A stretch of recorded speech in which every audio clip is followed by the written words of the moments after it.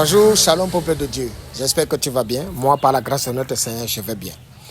Le principe de je vais bien, lorsque nous sommes en Jésus-Christ, ça ne veut pas dire que nous n'avons pas de problème. Ça ne veut pas dire que nous n'avons pas de difficultés. Mais ça veut dire qu'en dépit de toutes les difficultés que nous rencontrons, en dépit de tous les problèmes que nous connaissons, Dieu est au contrôle. Et nous lui disons, tout va bien. Tout va bien parce que nous savons que nous ne pouvons pas gérer ce problème. Et Dieu seul peut nous aider.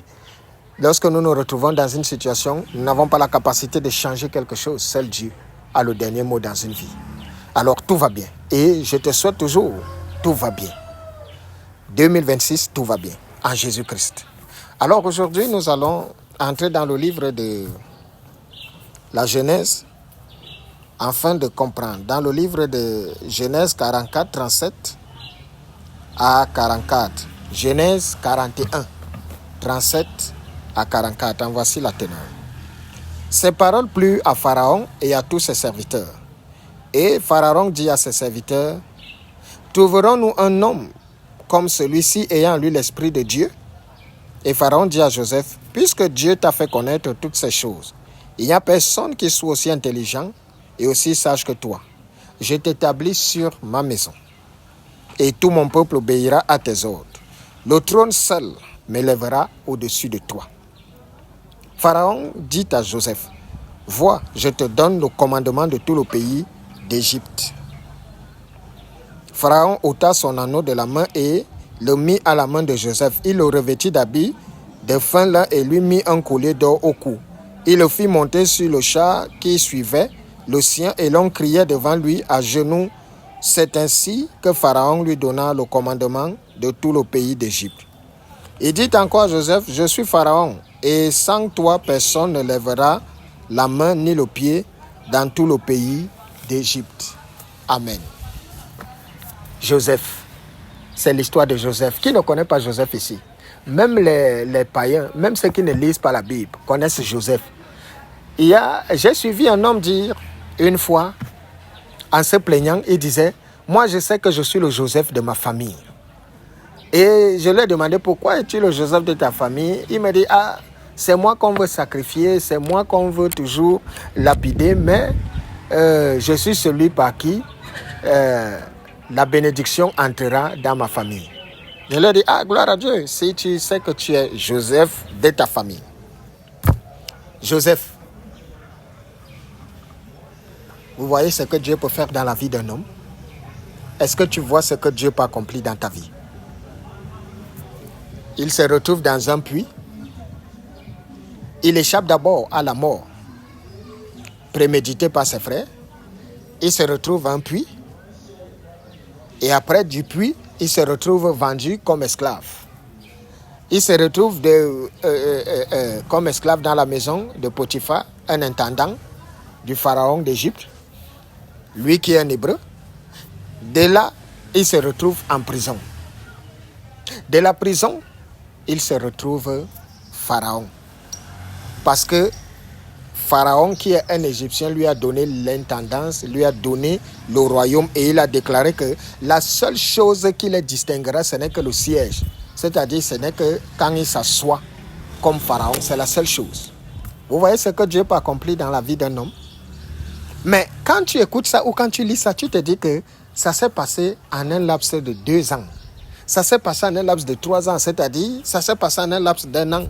C'est-à-dire, Joseph, lorsqu'il a été vendu par ses frères, il se retrouve en Égypte. De l'Égypte là-bas, il est dans la maison de Potiphar. Il fait 6 mois dans la maison de Potiphar. Et puis il se retrouve en prison. Il fait quelques mois en prison. Et le voilà déjà élevé. Si c'est ce que vous croyez, alors je vais vous dire que ça n'a pas été aussi facile que ce que tu penses. La bénédiction de Dieu, elle est conditionnée, elle prend du temps. Joseph était quelqu'un de prétentieux. Dans le jargon vulgaire, Joseph n'était pas seulement prétentieux, il était rapporteur.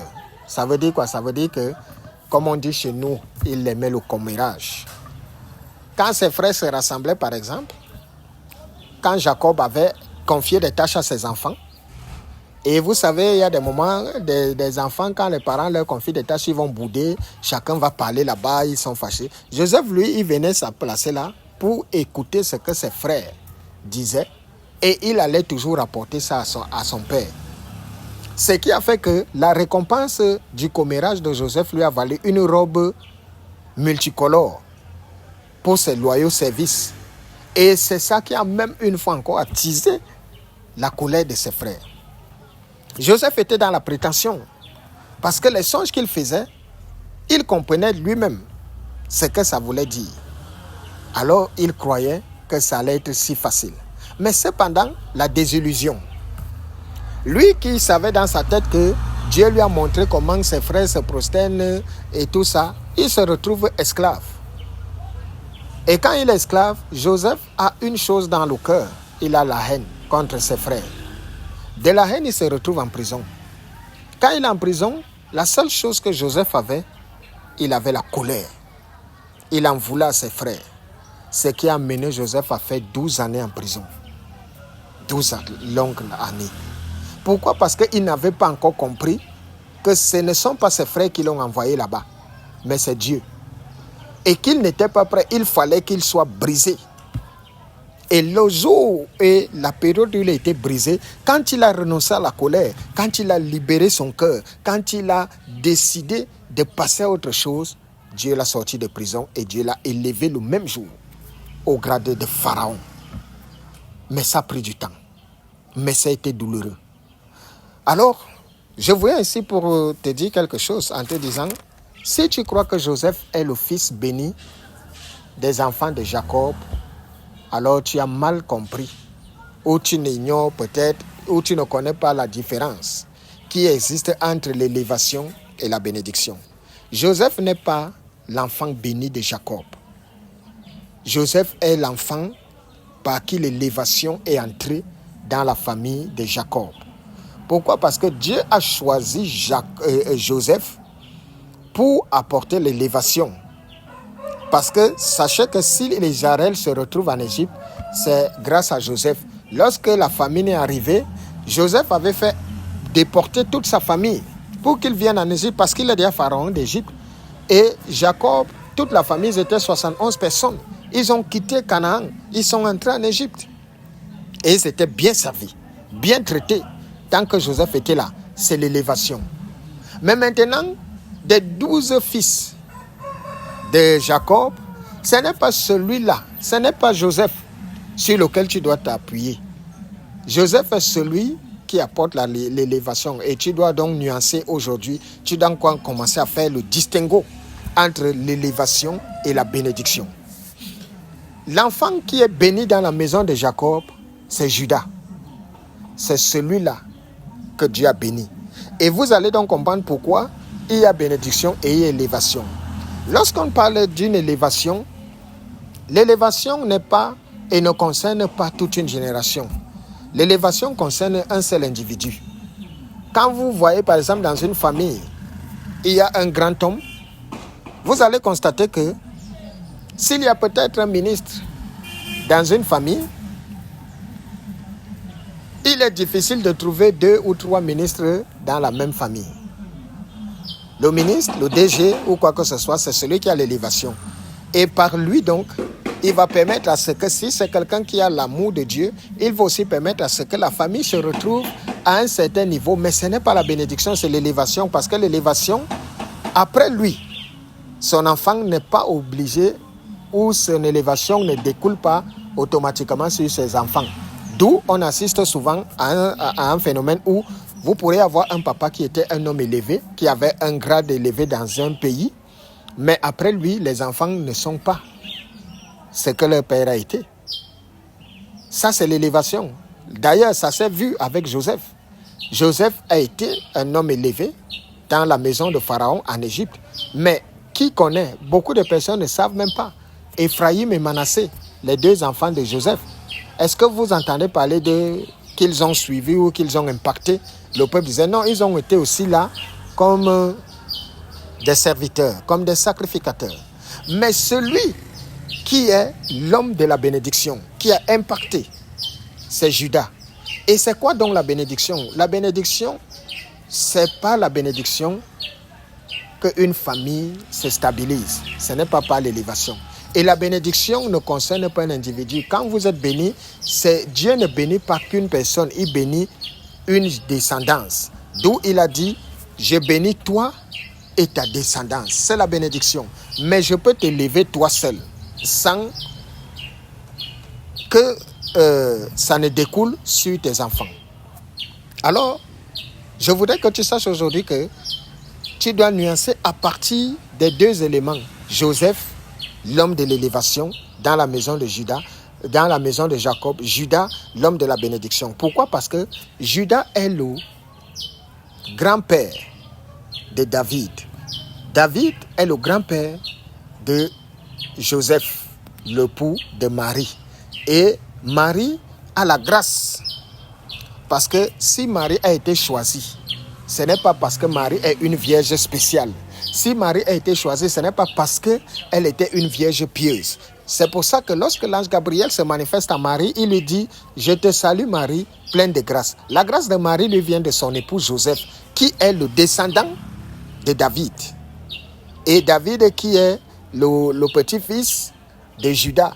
Et Jésus-Christ, ayant reçu la promesse que Dieu a faite à David en lui disant « Mon fils sera dans ta lignée ». C'est ta lignée, parce que je vais suivre la lignée Judas. La plus grande tribu et la plus petite en nombre et la plus grande en action, c'est Judas, celle qui a été bénie, celle que Dieu protégeait toujours. D'où nous devons comprendre aujourd'hui que il y a l'élévation, il y a la bénédiction. En dépit de toutes choses, cherchez la bénédiction. Parce que la bénédiction concerne vous et votre descendance. Quand Dieu vous bénit, il ne vous bénit pas seul. Il vous bénit, vous et votre descendance. D'ailleurs, Dieu l'a dit, il dit, qui fait miséricorde jusqu'à 1000 générations à ceux qui l'aiment et qui se prosternent devant lui.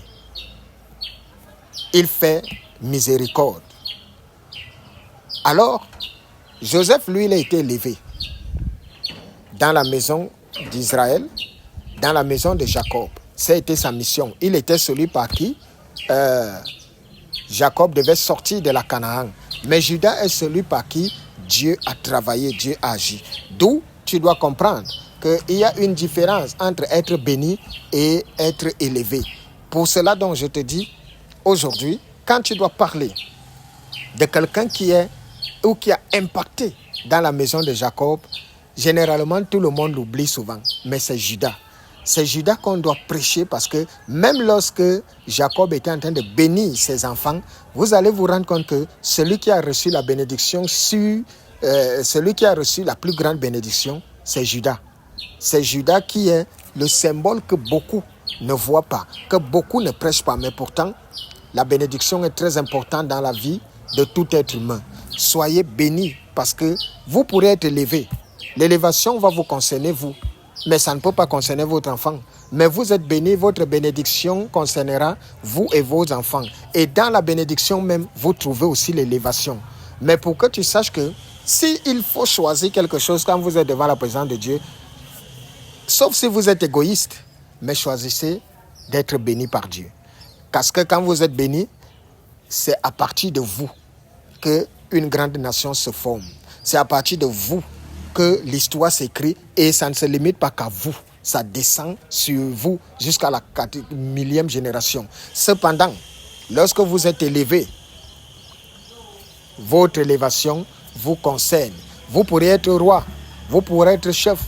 D'ailleurs, Saul a été élevé à Juda, il a été à Israël, il était le premier roi. Mais Jonathan n'a pas suivi. Jonathan n'est pas devenu, c'est David. Alors que, normalement, après Saul, ça devait être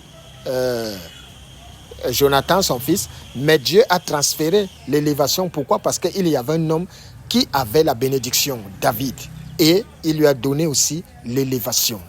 Que le Seigneur te bénisse en toutes choses, en toutes circonstances. Je voudrais partager et je vais partager beaucoup de choses avec toi. Je viendrai te raconter mon histoire. Je viendrai te dire que ceux qui ne croient pas en la souveraineté de Jésus-Christ. Quand moi je me tiens ici pour vous parler des Saintes Écritures, je n'ai jamais été dans une école. Je n'ai pas fait une théologie, je n'ai pas fait une école biblique. Je te parle d'une relation où le divin m'est apparu et il me donne des consignes. Je ne dis pas il m'a donné, il me donne des consignes. Je marche en fonction d'un calendrier que le ciel déploie devant moi et en fonction de ce qu'il me dit de faire. Et le constat que j'ai fait, c'est que depuis que le Seigneur m'a appelé, j'ai fait face à beaucoup d'ingratitude. Et c'est ça qui me forge. Je comprends mieux pourquoi beaucoup de personnes ne seront pas sauvées. Et tout ce que je puis vous dire, c'est que nous sommes à la fin des temps. Faites très attention. À n'importe quel moment, tout peut s'arrêter. Es-tu prêt? Que le Seigneur te bénisse et que sa grâce soit notre partage. Bye bye.